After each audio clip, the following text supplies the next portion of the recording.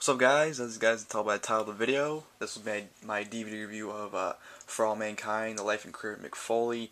I hope everyone's enjoying their 420. I know for people who are RVD and the 420 Goonie, my good friends, are probably blazing it up right now. And yeah, let's jump right into this video because I honestly have nothing else to talk about. So and you all clicked on because of the DVD review anyway. So let's talk about what the title says. Let's keep on title here. But as you guys can tell by the DVD itself right here, it comes in a nice little cover slip thingy. It slides right off, you know, it's pretty cool. And for those who are wondering why this is on there, is because when you actually buy the DVD itself, it's actually wrapped around, well not wrapped around, but it's actually covered in good old Mr. Socko. The entire sock is like covered in the DVD. It was a pain in the ass to take out. Why they had to cover the entire DVD like that, I don't know. They couldn't have just like put the sock in front of it like that or something.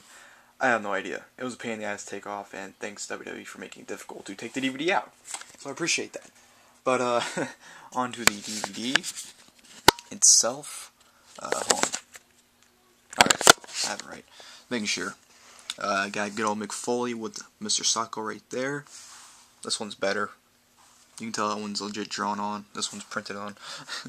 Got Mick Foley right there reading with Mr. Socko reading a book with a good old flannel jacket sitting by the fire.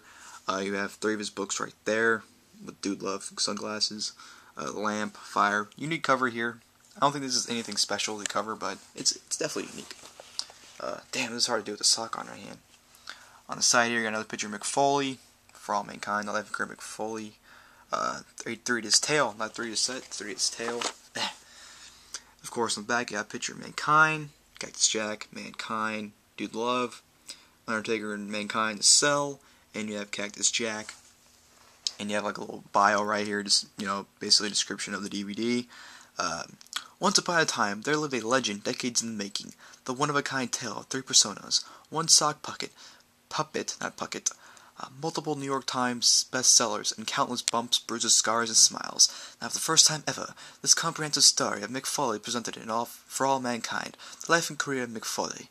Friends, family, peers, and Mrs. Foley's baby boy himself trace a unfathomable rise of stardom. From the moment that inspired him to become a professional wrestler to his transformation into the infamous hardcore legend. In this life, a truly unique story for all mankind. A 3-disc tale. I don't know why I did it like that, but I did. When you open it up, you got a barbed wire bat right there. The hardcore title framed. You got Mankind, Cactus Jack, you got Santa, you got Mick Foley, and Dude Love. Can't go wrong with Dude Love. Yeah, I don't know why I showed that for. You open it up, you have the disc. You got a flannel disc, you got a Mankind disc, and a Dude Love disc. And one problem I had was that these discs aren't even numbered, they just have faces on them. But I was pointed out by my good friend Luke Kara that they actually have the disc, what's it called?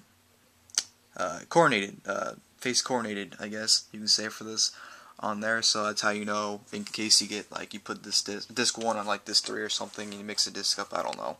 But they are coordinated so you know which disc goes where, or which disc contains what. And of course, right here, you have the documentary itself on disc 1. Here are the matches. I'll go through them. You guys can just pause and read if you like. The matches, I'll just say this, you know, the first, let me see, that match, and that match. So, the first 4 matches were nothing special. Those are literally like squash matches. They're like 5 minutes, 8 minutes the most. But it starts picking up on Cactus Jack and Sting. That was a really good match. So, yeah, the matches started getting really good. All the matches in the description too. So, if you don't want to pause and read them, you can just look in the description. But yeah, the match is a good match selection. Not the best, but not the worst. But yeah, documentary itself. Here are the chapters. Documentary I thought was it was nothing mind blowing, you know, but compared to the last couple ones, you know, like the CM Punk one, especially that one, The Rock. Just the last couple superstar ones that came out, just been, you know, off the roof, mind blowing, fantastic, you know, Edge. They've just been great documentaries, and this one, I don't think it was horrible. I don't think it was bad at all.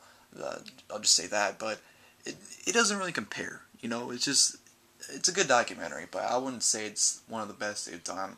It was, it just covered his career basically. It wasn't mind blowing, wasn't fantastic. It was good, I thought. Just nothing. I guess my expectations were a little too high for this one, considering, like I said, the last couple ones that came out have just been over the roof, great. So my expectations probably were a little too high for this, but it was still a good documentary. I still enjoyed it. Happy story. Just you guys probably seen that video on YouTube. It's like a 1.5 minute long intro video. He talks about how he was a unique person. He was always different. He always do things, weird things. People always looked at him like, this guy's weird, and all. He always got weird looks and everything. So he was a unique person growing up, and he was a huge fan of wrestling. It actually shows him in the crowd when Jimmy Snuka jumped off the cage. He was actually he was in the front row, but he was within the first 5 rows. You can see him in the background. That's what really made him want to become a wrestler, was that moment. He showed him training with Dominic DeLucci. I forgot his name.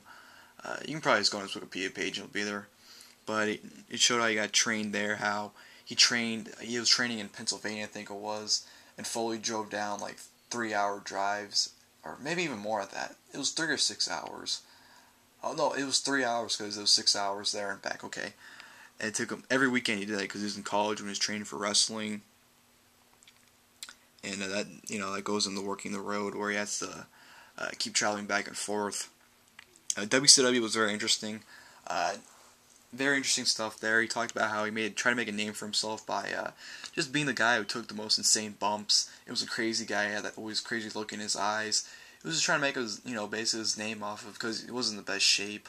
He didn't look the best at all. He just did the most craziest things he could have done to get him noticed, and that's what he did. And he was pretty hot in WCW. Then he talks about the Sting feud, because Sting was the number one guy, and they needed someone Sting the feud with, because when you have a top face, you gotta have a top heel, I guess it is, to compete with that face, and that's what they did with there. And him and Sting put on great matches, classics. Him and Vader had just phenomenal feud. They just tore each other to shreds in their matches. They basically killed each other. I didn't even know that. I thought Foley's ear came off, but they actually revealed that Vader ripped his ear off by accident, I guess it was. And they talked about how they hated how the feud came to an abrupt ending, which, led to Foley leaving WCW, which is where he went to, because he went to WCW, got fired, and came back and left again, which is weird. But talks about ECW and Japan, talking about his feud with Terry Funk and all that. Talking about the Mankind gimmick, where when he went to WWF at the time, that Vince wanted him to wear this weird looking mask, had chains around his neck and everything. It was completely weird looking and all that. And he was Mankind, and he didn't really expect to really get as big as he did. He was a heel, he was getting cheered as the heel. He didn't want that at all. He didn't expect that at all. It was all weird. And Dude Love, how Vince found out about his Dude Love tape when he was that was his alter ego when he was 18. Vince found out about it, wanted him to portray that persona as well, so he went to the transition from Mankind to Dude Love when he introduced, because the whole storyline where Austin wouldn't accept Mankind as tag team partner, so Dude Love filled in for him for that. I talked about the Hell in a Cell at 1998, King of the Ring with The Undertaker, which was just brutal. People, were just asking, how is he still alive after that match? It was just, the match speaks for itself. I don't think you really need to talk about that. Mr. Socko, basically what happened was, Al Snow, of all people, pitched the idea of just going out there wearing a sock, with the whole McMahon thing with backstage, where, McMahon was in the hospital and Foley tried to cheer him up and all that. So it was actually interesting to hear that Al Snow, of all people, came up with that idea. The Rock, talking about the chemistry, how, they put on great matches, and then, how they became a tag team eventually, the Rock and Sock connection, how they just, every time they're together, they had fun somehow, which was awesome. Author, just him writing his book on his own, because when people write books, they usually have, help from the company that's publishing the book, but he wanted to do it 100% by himself. He made like 700 pages on his own. Like he talked about how when they're on a 6-hour airplane trip or ride to whatever, he would just sit there for 6 hours and write his story into his book. It was just it was great. They didn't really expect his book to be as hot as it it became, but it was a huge success. Triple H talked about his feud with him, putting him over big time. When Austin wasn't around that time, they needed new guys to really step it up, and that's what Mick Foley did. He stepped it up. Him and Triple H put on classics at Rumble 2000, No Way Out 2000, Hell in a Cell. Hell in a Cell was actually supposed to be his last match. He said the only reason why he did the Mania 2000 match is because Vince was, he was kind of ashamed. Well, not ashamed, but he was kind of like, it didn't make sense to him, or it didn't feel right that Mick Foley never had a WrestleMania main event, and that's one reason why he did it. And Foley said it in here that he kind of regrets doing it. He would have been fine with having Triple H in that last match, and that was it. But he came back and did the commissioner role after that. He said he had probably the time of his life. It was probably the best time of his career when we did the commissioner role. He did it for 6 months. All the clips are showing on here. He looked like he had a blast doing it.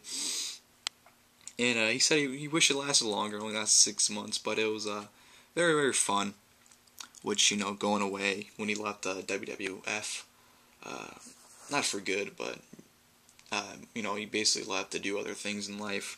Talked about trying to adjust to leaving wrestling, and then he talks about Randy Orton when he came back for his Mania 20 match and his Backlash 04 match.